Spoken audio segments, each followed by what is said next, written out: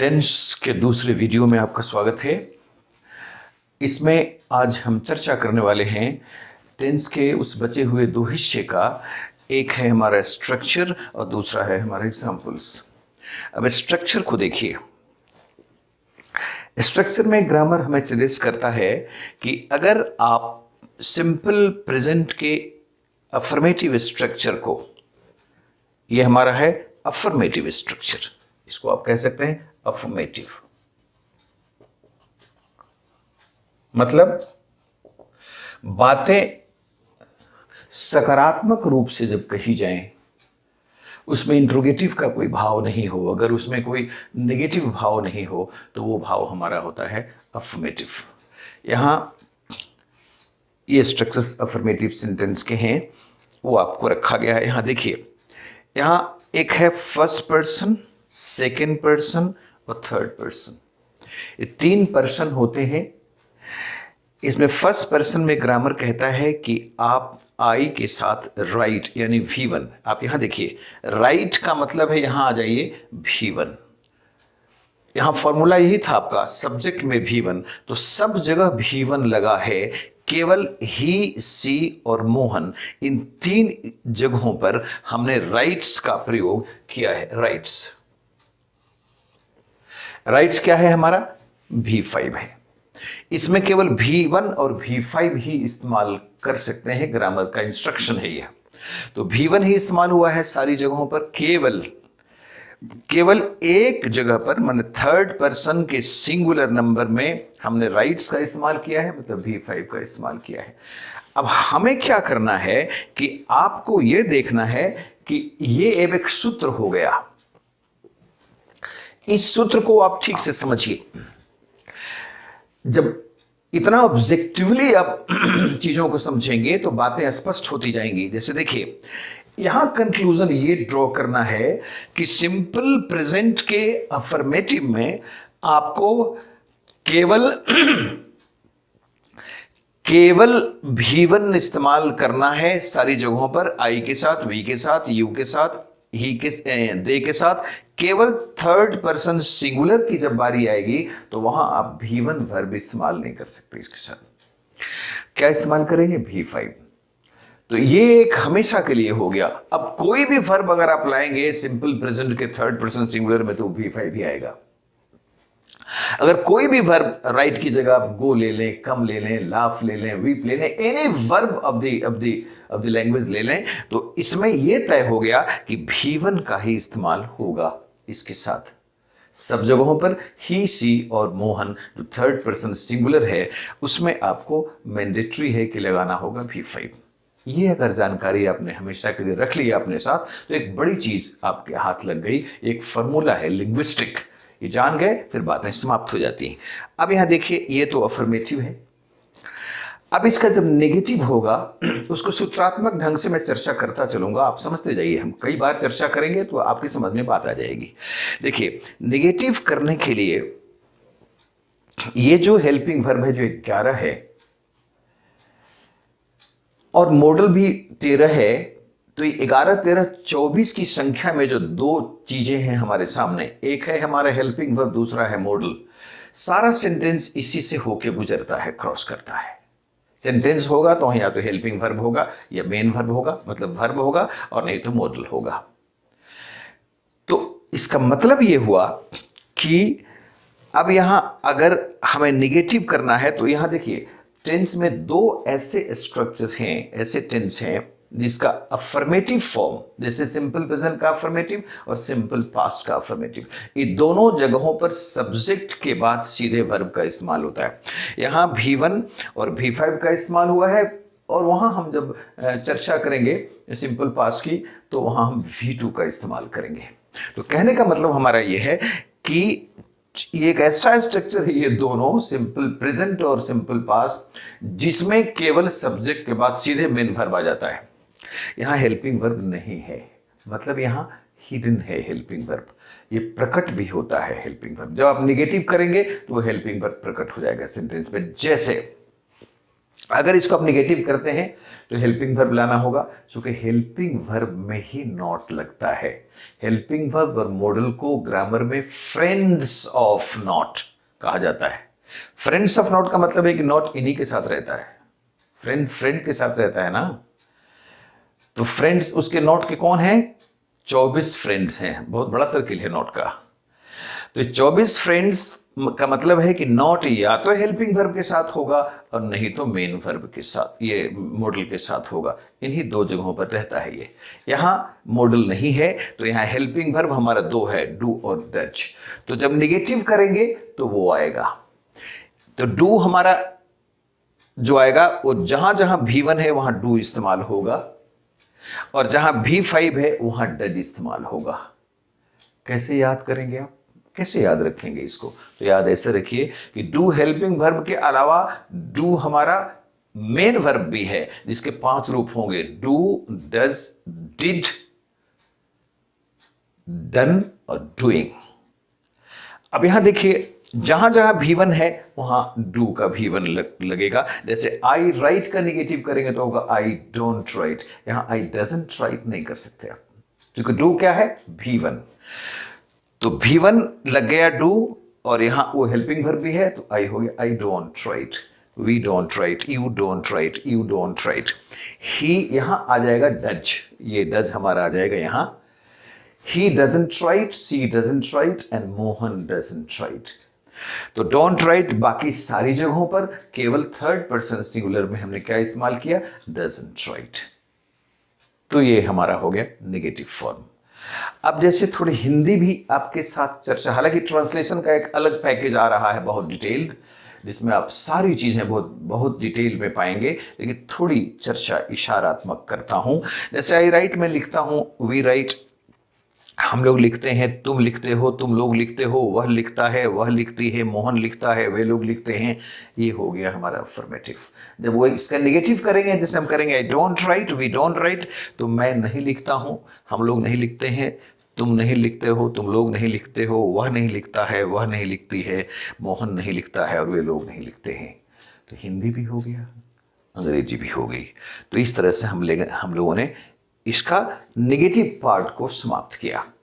अब हम आपके मेमोरी का टेस्ट करेंगे और मेमोरी पर प्रेशर देंगे, बार बार चर्चा करेंगे कैसे बनेगा नेगेटिव, कैसे बनेगा इंट्रोगेटिव, कैसे बनेगा नेगेटिव इंट्रोगेटिव, कैसे बनेगा इंट्रोगेटिव विद WH और कैसे बनेगा नेगेटिव इंट्रोगेटिव विद WH। ये 6 तरह के स्ट्रक्चर की चर्चा मैं करता जा रहा हूं और लिखूंगा बिल्कुल नहीं, क्योंकि मेमोरी को ट्रेन करिए अपने को, माइंड को ये टास्क दीजिए। माइंड एक बहुत ही सोफिस्टिकेटेड वीपन है हमारे साथ, हम उसको जैसा ट्रेन करेंगे माइंड वैसे इवोल्व करता है, वैसे उसमें विकास, उसके डेवलपमेंट होते हैं।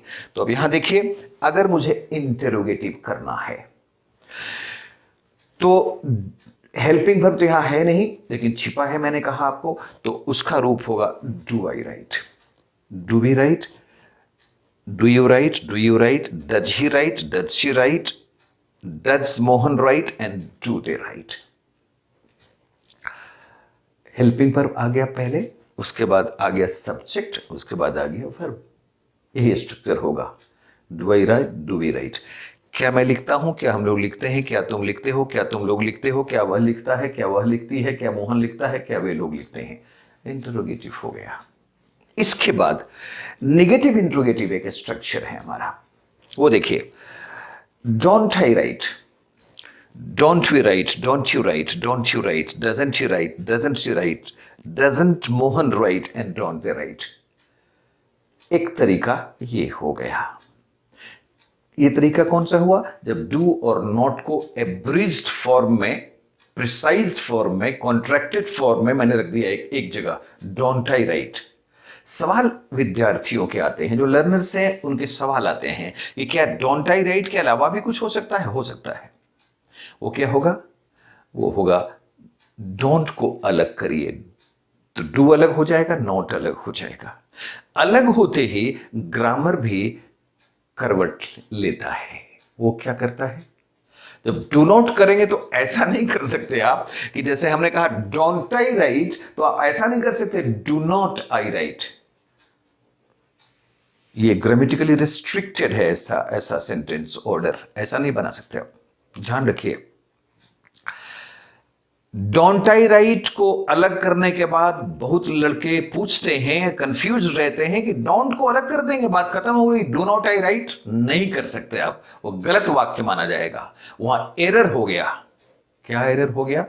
जैसे ही डू नॉट को आप अलग करेंगे उसके बीच में सब्जेक्ट जो वहां है आ जाएगा, तो होगा डू आई नॉट राइट।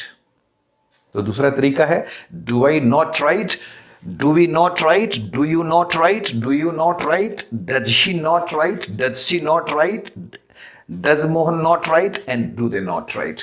मतलब जैसे ही डोंट को अलग करेंगे तो वहां वाला सब्जेक्ट जो भी होगा आ जाएगा, जैसे ही डजंट को हम अलग करेंगे वहां जो सब्जेक्ट है, जैसे यहां देखिए डजंट ही राइट, इसलिए कि ही है वहां, तो डज नॉट को अलग करेंगे तो डज ही नॉट राइट हो जाएगा, डज शी नॉट राइट हो जाएगा, डज मोहन नॉट राइट हो जाएगा।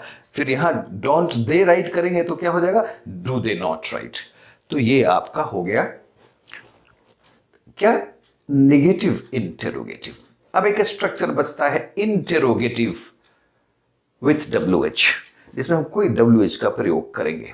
तो इंट्रोगेटिव की तरह ही है, केवल उसमें WH पहले जुड़ जाएगा। जैसे वो था डू आई राइट, ये हो जाएगा why do I write, why do we write, why do you write, why do you write, why does he write, why does she write, why does Mohan write and why do they write. ये हो गया interrogative with WH। मैं क्यों लिखता हूं, हम लोग क्यों लिखते हैं, तुम क्यों लिखते हो, तुम लोग क्यों लिखते हो, वह क्यों लिखता है, वह क्यों लिखती है, मोहन क्यों लिखता है, वे लोग क्यों लिखते हैं। और एक लास्ट स्ट्रक्चर हमारा बचता है नेगेटिव इंटेरोगेटिव विथ WH। अब उसको देखिए जरा, वो फिर नेगेटिव इंट्रोगेटिव में WH जोड़ दीजिए, स्ट्रक्चर तैयार है आपका। जैसे वो था डोंट आई राइट की चर्चा की है मैंने, नेगेटिव इंट्रोगेटिव में यहां होगा why don't I write, why don't we write, why don't you write, why don't you write, why doesn't he write, why doesn't she write, why doesn't Mohan write and why don't they write। Negative interrogative में WH हो गया। उसकी हिंदी क्या होगी? मैं क्यों नहीं लिखता हूं, हम लोग क्यों नहीं लिखते हैं, तुम क्यों नहीं लिखते हो, तुम लोग क्यों नहीं लिखते हो, वह क्यों नहीं लिखता है, वह क्यों नहीं लिखती है, मोहन क्यों नहीं लिखता है, वे लोग क्यों नहीं लिखते हैं। तो इस तरह से हम लोगों ने 6 स्ट्रक्चर्स जो पॉसिबल है उसकी चर्चा हम लोगों ने कर दिया। स्ट्रक्चर में ऑर्डर, ऑर्डर मतलब सेंटेंस का ऑर्डर भी ध्यान में रखना है। कैसे होगा? सिंपल प्रेजेंट का ऑर्डर हो रहा है लिंग्विस्टिकली, जो फॉर्मूला हम एक मन में याद करने के लिए रखना चाहते हैं सुविधा के लिए, वो बता रहा हूं। अफर्मेटिव में इसका फॉर्मूला होगा सब्जेक्ट प्लस V1 या V5। नेगेटिव में उसका फॉर्मूला होगा, जैसे आप क्या कहते हैं, आई डोंट राइट, तो क्या फॉर्मूला हुआ? सब्जेक्ट हो गया आई, डोंट राइट का मतलब आप कह सकते हैं हेल्पिंग वर्ब विथ नॉट, तो आई डोंट हो गया, राइट मतलब V1। फिर सब जगह helping verb, subject plus helping verb plus with not plus V1, subject plus helping verb with not plus V1। तो यहां डजंट हो जाएगा सब जगह, जहां जो हेल्पिंग वर्ब यहां सब जगह डू आएगा, बाकी यहां डज आ जाएगा। तो फॉर्मूला भी हमारे हाथ में आ गया। इस तरह से हम लोगों ने इसके स्ट्रक्चर को समाप्त किया, हिंदी की भी चर्चा की गई। अब इसके बाद हमारे सामने है एग्जाम्पल्स। एग्जाम्पल्स में मैंने एक प्रयोग किया है, जब आप हमारे YouTube के वीडियो पर जाएंगे तो वहां एक बहुत ही खूबसूरत प्लानिंग के साथ 31 एग्जाम्पल का सेट मैंने वहां दिया है। और दावा तो नहीं करूंगा मैं, लेकिन विश्वास है मुझे कि इस तरह की प्लानिंग का वीडियो तो छोड़ दीजिए, भारत की किसी किताबों में टेंस की चर्चा इस प्लानिंग के साथ, एग्जाम्पल के साथ नहीं की गई है। ये पहली बार हमने एक खूबसूरत साइंटिफिक प्लानिंग के साथ 31 सेंटेंसेस का पैकेज दिया है हर टेंस पर। इस पैकेज की एक ब्यूटी है, वो ब्यूटी ये है कि इसमें 31 में हमने अलग अलग उसका बंटवारा किया है, बांटा है सेंटेंसेस को उसके टाइप्स के आधार पर। जैसे पहला सेंटेंस हमारा है यस नो क्वेश्चन, दूसरा से 13 तक, 31 की बात कर रहा हूं मैं, आप वहां देखेंगे यूट्यूब पर है, या उपलब्ध है ऑलरेडी। दूसरा से 13 तक का जो सेंटेंस है वो हमारा है WH क्वेश्चन, और 14 से 31 तक का जो सेंटेंस हमारा है वो है कंप्लेक्स सेंटेंस, दो वाक्यों को जोड़ने की बात। तो यहां भी और वहां बहुत विस्तार से मैंने बताया है, बहुत स्लो मोशन में चर्चा है, ताकि जो हमारे जितने बिगिनर्स हैं इत्मीनान से उसको समझें। इसलिए आप सबों से फिर निवेदन है कि जो लोग बिगिन कर रहे हैं यात्रा, वो टेंस के बारे में पहले यूट्यूब पर जाएं और उसको देखें। वहां देखने के बाद, समझने के बाद आप जब यहां आएंगे आपको कोई कठिनाई नहीं होगी। तो वो एक श्रम हमारा है, वहां मैं उस श्रम का एडवांटेज लेना चाहता हूं और आपको वहां आपकी सुविधा के लिए वहां से जोड़ना चाहता हूं कि आप जाएं वहां, उसको देखें, उसके बाद यहां आएंगे, आपको कोई तकलीफ। चूंकि जो लोग वो चीज जानते हैं उनको फिर अगर स्लोली अगर फिर मैं डिस्क्राइब करूं तो उनके लिए थोड़ी उबाऊ हो जाती है बात। तो हमने ध्यान रखा है कि जो बिगिन करते हैं पहले वहां जाएं, और जिन लोगों ने उसको डाइजेस्ट कर लिया है, उसको जान लिया है, मेमोराइज कर लिया है, वो यहां आए। यहां आएंगे तो हमारी बात को आसानी से समझ पाएंगे। अब देखिए एक 6th एग्जाम्पल हमारा जो है 6 हेड्स, उसमें हमने रखा एग्जाम्पल। इस एग्जाम्पल में मैं कुछ वाक्यों को आपके सामने रखूंगा। जैसे ये सारे वाक्य होंगे सिंपल प्रेजेंट के आधार पर। जैसे एक हमने दिया है, क्या तुम बोलते हो। यहां स्पीक वर्ब से चर्चा की बात मैंने की थी, उसी से बता रहा हूं। क्या तुम बोलते हो, do you speak, yes no question. तुम क्या बोलते हो, what do you speak, simple present. तुम क्यों बोलते हो, व्हाई डू यू स्पीक। फिर तुम किसके विषय में बोलते हो, about whom do you speak. फिर तुम किसके विरुद्ध बोलते हो, against whom do you speak. फिर मैं जानता हूं कि तुम क्या बोलते हो, आई नो व्हाट यू स्पीक। इसको थोड़ा समझिए आप, जो लोग वहां जाएंगे समझ जाएंगे, लेकिन थोड़ी चर्चा में करूंगा। ये सेंटेंस हमने कॉम्प्लेक्स दे दिया है आपको पहले ही दिन टेंस में। क्यों दिया है, एक तो वहां जाए आप समझेंगे, और यहां जब आप आएंगे तो आपको और बात शॉर्ट में मैं बताता हूं कि यहां मैं जानता हूं तुम क्या बोलते हो, तो मैं जानता हूं एक सेंटेंस, तुम क्या बोलते हो दूसरा सेंटेंस, और दोनों को जोड़ दिया तो कॉम्प्लेक्स सेंटेंस हो गया, आई नो व्हाट यू स्पीक। इसकी अंग्रेजी होगी। अमूमन जो लोग इसको नहीं जानते हैं नियमों को, वो कर देते हैं I know that what do you speak. ऐसा कुछ नहीं होता। आई नो व्हाट ठीक है, व्हाट के बाद ऑलवेज कोई ना कोई सब्जेक्ट आएगा कॉम्प्लेक्स सेंटेंस में, ये ध्यान रखना है। इसलिए व्हाट डू यू स्पीक गलत हो जाएगा। क्या होगा वहां, what you speak. I know what you speak, I know what you are speaking. पूरे टेंस में यही नियम होगा, व्हाट के बाद कोई ना कोई सब्जेक्ट, जिसको भी आप इस्तेमाल करना चाहें। बस इतनी सी सूचना के साथ एग्जाम्पल में 2-3 कदम और आगे बढ़ेंगे। जैसे मैंने कहा I know what you speak, मैं जानता हूं तुम क्या बोलते हो। I don't know why you speak, मैं नहीं जानता हूं कि तुम क्यों बोलते हो। फिर I know with whom do you speak, नहीं विथ whom यू स्पीक, क्योंकि अब वही सेंटेंस जो हमने शुरू में दिया था, आई नो वहां दिया था ना, about whom do you speak, अभी बोला था मैंने थोड़ी देर पहले। उसको जब आप कॉम्प्लेक्स करेंगे तो वहां भी whom, वहां भी चेंज होगा स्ट्रक्चर। क्या होगा, तो I know about whom do you speak नहीं होगा, I know about whom you speak, whom के बाद फिर सब्जेक्ट, फिर I don't know against whom you speak. हो गया एक स्ट्रक्चर दैट के साथ। जैसे तुम नहीं जानते हो कि मैं बोलता हूं, you don't know that I speak. यहां दैट इसलिए लगा कि की के बाद यहां कोई इंट्रोगेटिव वर्ड नहीं है, क्या, कब, क्यों, कहां, कैसे नहीं है, तो यहां दैट लगाना होगा आपको। इसलिए मैंने कहा कि तुम नहीं जानते हो कि मैं बोलता हूं, you don't know that I speak. इसके बाद जो लास्ट है कि तुम क्यों नहीं जानते हो कि मैं क्यों और कैसे बोलता हूं, why don't you know how, why and how is I speak, why don't you know why and how I speak. इस तरह से 11 सेंटेंस का एक छोटा सा पैकेज मैंने आपको दिया है, जो केवल सिंपल प्रेजेंट पर ही आधारित थे।